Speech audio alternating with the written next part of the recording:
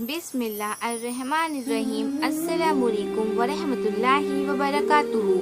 जिन्नात की पैदाइश। कुरान व हदीस में जिनों का तस्करा कसरत से आया है। इंसानों से पहले ही उनकी पैदाइश हो चुकी थी।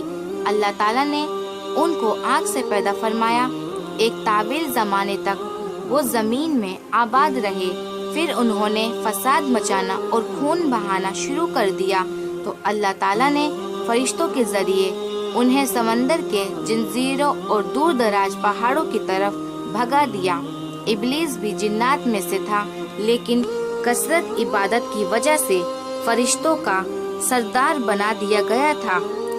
लेकिन जब अल्लाह ताला ने हज़रत आदम अलैहिस्सलाम के सामने सजदा करने का हुक्म दिया, उसने तकब्बुर किया और सजदा करने से इनकार कर दिया।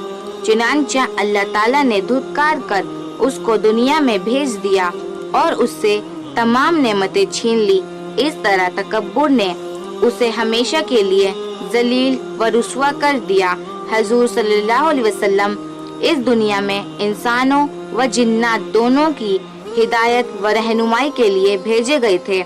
चुनांचे हदीस में जिनों को इस्लाम की दावत देने का जिक्र मौजूद है और कुरान करीम में जिन्नात की एक जमात के ईमान लाने का भी तज़किरा मौजूद है।